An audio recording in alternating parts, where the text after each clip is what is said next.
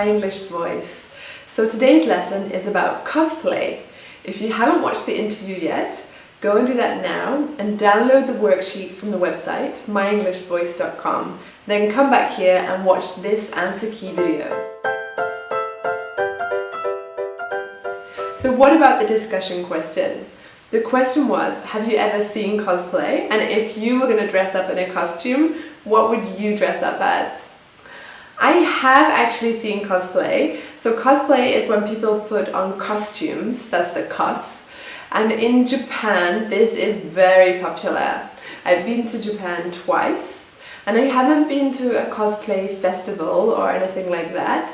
But on a Sunday in one of the parks in Tokyo, people go there and do all sorts of activities in the park. And I saw a big group of people in different costumes, some of them like cartoon characters, some of them even like animals, and they were all dancing together and they just looked like they were having the best time of their lives ever. So it looks really fun actually. I think if I could dress up in a costume, I would probably choose a character from Star Wars. Maybe, for example, Princess Leia, something like that. I think that would be fun. So if you have any suggestions or you have any ideas about what you would like to wear, put them in the comments box below.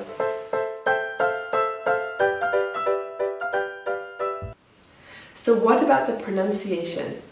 These speakers are from Brazil, so they speak Portuguese. Remember that in international English, there are 3 things to think about to be clear. The first thing is sentence stress. That means making the most important words longer, louder, and higher. And I think that these speakers use this effectively. The second thing is vowel length, long and short vowels. And again, I think there was a difference for these speakers. The third thing is consonants. There was one consonant sound that I thought wasn't so clear, and that was the L. For example, in build. And for many Brazilian speakers, this would sound like build, like the L sounds a bit like a vowel. And this happens at the end of a word or before a consonant. So in build, there's a D at the end, a consonant at the end, so the L becomes more like a vowel. Also, when he said the word Brazil, the L at the end of Brazil, this also sounds a bit like a vowel, so something like Brazil. And this is really common. So that's something that if you're aware of this, it can help you to understand if it sounds not clear to you at first. Remember, you can switch your active ears.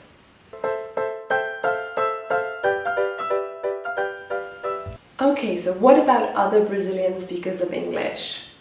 One thing that you might notice is that the T in the middle of words can sound a bit like D. This is a bit like an American sound, like butter could sound like butter, for example, and that can be a bit similar for Brazilian speakers.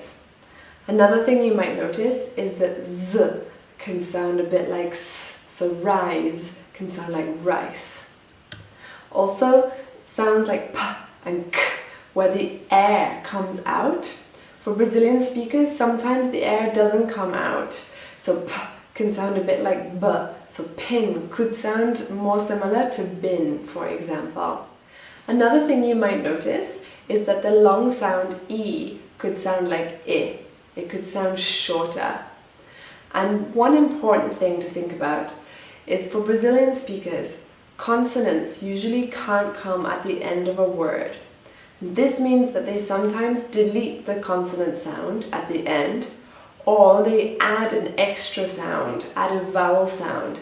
So for example, the word park ends with a K, and this is consonant sound. So some Brazilian speakers might say parque and put a vowel sound in at the end to make it easier to say. But this could make it harder for somebody else to understand, especially if you're not used to this accent. Remember, there will probably be lots of other pronunciation features that are different to your pronunciation. But this doesn't necessarily mean that you can't understand somebody. For example, research shows that the different pronunciations of TH around the world usually don't cause a problem for communication.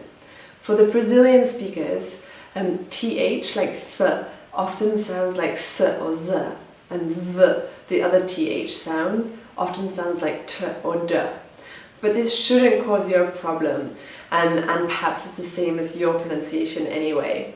The other thing that is often different is the vowel sounds, but research also shows that exactly how the vowel sounds is not so important, as long as you keep it the same. The thing that is important is the vowel length that we talked about earlier. Another thing you might notice is the pronunciation of R, the R, and this might be different in your pronunciation compared to Brazilian speakers. But again, the more you listen to it, the more you'll get used to the accent and the easier it will become.